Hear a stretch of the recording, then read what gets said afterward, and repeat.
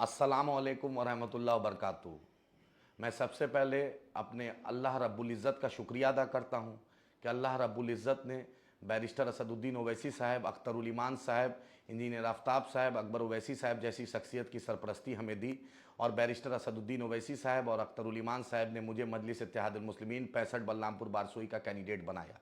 दोस्तों, बुज़ुर्गों, अजीज़ों, ये मेरे लिए बहुत खुशी की बात है जो 2015 से लेकर 2025 तक 11 साल का ये कारवां मजलिस इत्तेहादुल मुस्लिमीन का आज सीमांचल से पूरे बिहार में फैला। उसमें जो टिकट बैरिस्टर असदुद्दीन ओवैसी साहब ने मुझे भी दिया, मैं तहे दिल से बैरिस्टर असदुद्दीन ओवैसी साहब का शुक्रगुजार हूँ।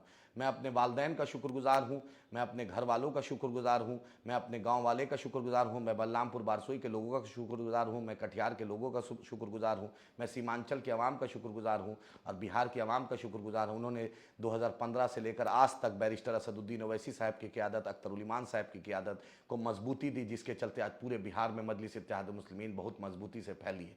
कल इंशाअल्लाह ताला यानी 20 तारीख को सुबह 10 बजे बारसोई में इंशाअल्लाह ताला मजलिस इत्तेहादुल मुस्लिमीन के तरफ से, बैरिस्टर असदुद्दीन ओवैसी साहब के तरफ से, अख्तरुल ईमान साहब के तरफ से, इंजीनियर आफ्ताब साहब के तरफ से, अकबर ओवैसी साहब के तरफ से इंशाअल्लाह मैं मजलिस इत्तेहादुल मुस्लिमीन का 65 बलरामपुर का कैंडिडेट के लिए नॉमिनेशन करूँगा।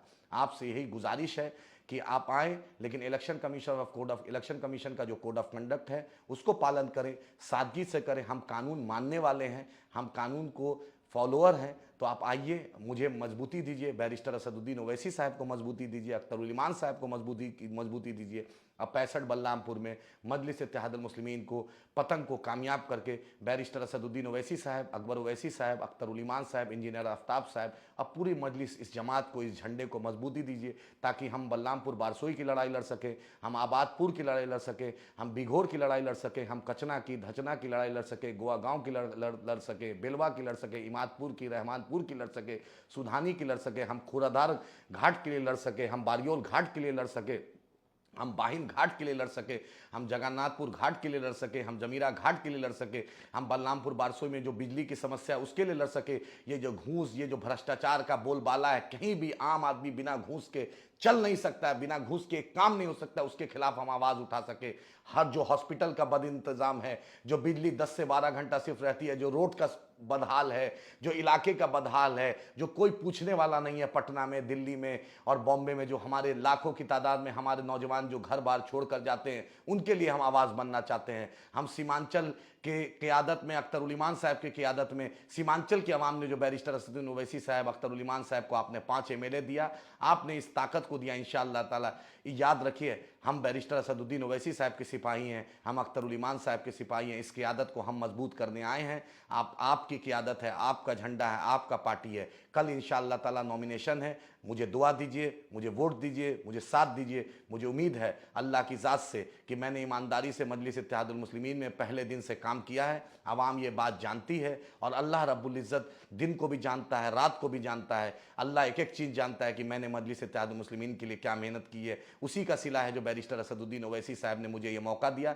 मैं उनका तहे दिल से शुक्रगुजार हूँ। मैं अपने रब का जितना सजदाए शुक्राना करूँ कम है कि अल्लाह ने मुझे उस लायक चुना कि मजलिस इत्तेहादुल मुस्लिमीन में खिदमत का मौका मुझे मिले। मैं यही तमन्ना करता हूँ कि आप इस झंडे को, इस पतंग छाप को मजबूत करके सीमांचल ही नहीं पूरे बिहार में एमआईएम को फैलाइए। जहाँ जहाँ एमआईएम मजबूत होती है, याद रखिए बैरिस्टर असदुद्दीन ओवैसी साहब, अख्तरुल ईमान साहब, अकबर साहब, आफ्ताब साहब के हाथों को मजबूत करके हम मजलूमों की लड़ाई लड़ेंगे, यहाँ की बाढ़ की तबाही की लड़ाई लड़ेंगे, यहाँ के पलायन के लिए खिलाफ लड़ाई लड़ेंगे, यहाँ के घुसखोरी के खिलाफ लड़ेंगे। यहाँ की हम लड़ाई लड़ने आए हैं, हम यहाँ को मजबूत करने आए हैं। पहले जैसा आपकी जानते हैं कि ये क़यादत 2015 से पहले लोग पटना और दिल्ली जाते थे, आपने देखा टिकट के लिए। आज अख्तरुल ईमान साहब सीमांचल में क़यादत खड़ा किए कि पूरे बिहार से लोग सीमांचल आ रहे हैं, किशनगंज आ रहे हैं। दोस्तों, ये बहुत फ़ख्र की बात है कि सीमांचल का बेटा, किशनगंज का बेटा, जिसने आपकी क़यादत को खड़े करने में अपने आप को वफ़ कर दिया, जिसने कभी समझौता नहीं किया, लोग इल्ज़ाम लगाते रहे, जिसने मंत्रालय छोड़ दिया, जिसने 2-2 बार एमपी का टिकट छोड़ दिया, 4 लोग चले गए, लिख ली आपका झंडा जिसने थामा रहा और उसके साथ शाना बशाना अगर कोई खड़ा रहा तो आपका छोटा भाई, आपका बेटा आदिल हसन खड़ा रहा, जिसके चलते बैरिस्टर असदुद्दीन ओवैसी साहब ने, अख्तरुल ईमान साहब ने मुझे मौका दिया है। मैं आपसे यही अपील करता हूँ, इस क़यादत को मजबूत कीजिए, अपने झंडे को मजबूत कीजिए। हिंदुस्तान में ऐसा कोई जगह नहीं रहेगा जहां मजलिस इत्तेहाद मुस्लिमीन के लोग आपके लिए खड़े रहेंगे। बलरामपुर बारसोई वालों, मैं उस घर में पैदा हुआ। आपने देखा मेरे वालिद मोहतरम ने किस तरीके से अपनी ज़िंदगी जब तक नौकरी में रहे किस तरीके से लोगों की खिदमत की। आपने देखा अजरेल स्टेशन बनाने में जद्दोजहद किस तरह की, अजरेल में पोस्ट ऑफिस, माधेपुर में पोस्ट ऑफिस, जब वो रीजनल ट्रांसपोर्ट डिपार्टमेंट में किस तरीके से लोगों को ट्रांसपोर्ट का लाइसेंस दिया। आपने देखा कि बिजली के मुद्दे पर सबसे पहले जाने वाले का नाम अख्तर ईमान साहब और आदिल हसन था, जो आपके यहाँ गोली कांड हुआ। बैरिस्टर असदुद्दीन ओवैसी साहब ने आपके लिए आवाज़ उठाई सीमांचल के बाढ़ की तबाही के लिए, पलायन के लिए, पूर्णिया एयरपोर्ट के लिए, पूर्णिया हाईकोर्ट बेंच के लिए। यह आपकी क़यादत है। जो लोग, आप अपनी क़यादत को मजबूत कीजिए। बैरिस्टर असदुद्दीन ओवैसी साहब, अख्तर ईमान साहब को मजबूत करके सीमांचल में इनकलाब लाइए और बलरामपुर बारसोई में MIM को कामयाब कीजिए। शुक्रिया।